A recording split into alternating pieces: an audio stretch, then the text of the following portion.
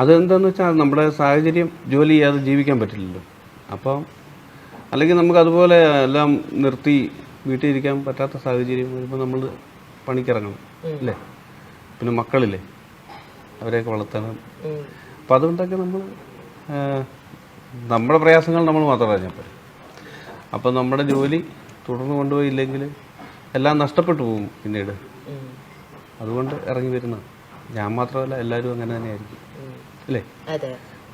അപ്പം ഈ ഒരു ഇങ്ങനത്തെ ഒരു സ്റ്റേജിൽ ശരിക്കും പറഞ്ഞാൽ നമുക്കൊരു സൗഹൃദങ്ങൾ അതിന്റെയൊക്കെ ഒരു പ്രാധാന്യം ശരിക്കും ഭയങ്കരമായിട്ട് ഫീൽ ചെയ്യുന്ന ഒരു സമയമായിരിക്കുമല്ലോ. ആ സമയത്തും എല്ലാ സുഹൃത്തുക്കളും വിളിച്ച് പറയുന്നത് എന്താ, പരിപാടിക്ക് ഇറങ്ങണം, പഴയതുപോലെ സജീവമാകണം എന്നും പറഞ്ഞ് ചാനലിലായപ്പോലും ഒരു ഷെഡ്യൂളിന് എന്നെ ഫ്ലവേഴ്സ് സ്റ്റാർ മാജിക്കിന് വിളിച്ചപ്പോൾ ഞാൻ അന്നേരം പോകാൻ ഞാൻ വരാമെന്ന് പറഞ്ഞിട്ട് തലേദിവസം പറഞ്ഞ് ഞാൻ വരുന്നില്ല എന്ന് പറഞ്ഞു. അപ്പോൾ അതിൻ്റെ ഷോയുടെ ഡയറക്ടർ പറഞ്ഞു, ഉല്ലാസ അങ്ങനെ വിചാരിച്ചിരുന്നു കഴിഞ്ഞാൽ അങ്ങനെ ആയിപ്പോവും, അതുകൊണ്ട് വരണം, ഒന്നും വിചാരിക്കണ്ട, ചുമ്മാതെങ്കിലും ഒന്ന് വരാൻ പറഞ്ഞു, ഫ്ലോറിൽ വന്നിരിക്കാൻ പറഞ്ഞു. അങ്ങനെയൊക്കെ വരെ സപ്പോർട്ട് ചെയ്ത് പിന്നെ അടുത്ത ഷെഡ്യൂളിലോട്ട് ഞാൻ പോയി. അല്ല, നമുക്കും കാണുമ്പോൾ അതാ സന്തോഷം. അതെ, ഈ പറഞ്ഞ ഞാൻ ഈ സംഭവത്തിന് ശേഷം ആദ്യമായിട്ട് പോയ സ്റ്റേജാണ് ആ മസ്കറ്റ്. അപ്പോൾ ഒരുപാട് നമ്മൾ മാനസിക സമ്മർദ്ദത്തിൽ നിന്നിട്ടാണ് എന്തുവാകും ഇങ്ങനെ ആകും നിന്നിട്ടാണ് ആ ഷോ ചെയ്തത്.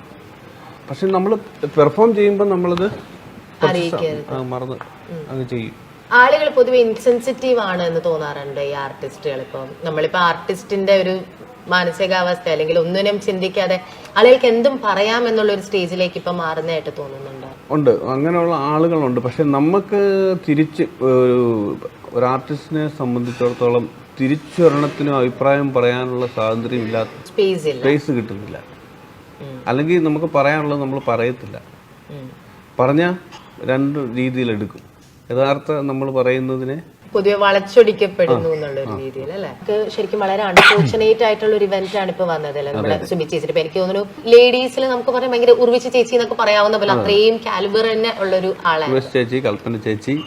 അപ്പം അതേപോലെ തന്നെ ഒരു കാലിബർ ഉള്ള ആരും എനിക്കറിയാം. നിങ്ങളൊക്കെ വളരെ ക്ലോസ് ഫ്രണ്ട്സ് ആയിരുന്നു, നിങ്ങളൊക്കെ ഒരുമിച്ച് ഒരുപാട് ഷോ ചെയ്തു. ഞാനിപ്പോ ഒരു 2-3 മാസത്തിന് മുമ്പ് വരെ ഞങ്ങൾ ഒരുമിച്ച് വർക്ക് ചെയ്തായിരുന്നു, കോമഡി തില്ലാന എന്ന് പറയുന്ന സമയത്ത്. അപ്പോൾ ഈ പുള്ളിക്കാരിക്ക് അന്ന് ഇച്ചിരി ആരോഗ്യ പ്രശ്നം ഉണ്ടായിരുന്നു.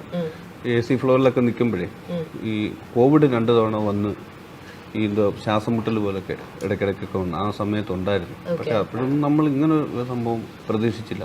പ്രത്യേകിച്ച് ആ മരിച്ച ദിവസം എന്ന് പറയുന്നത് KPSC ലളിതാമ്മയുടെ ഓർമ്മ ദിവസമായിരുന്നു. അപ്പോൾ എന്നെ കൈരളിയിൽ നിന്ന് വിളിച്ചു, ഈ സംഭവം നടന്നപ്പം ന്യൂസിൽ നിന്ന് വിളിച്ച്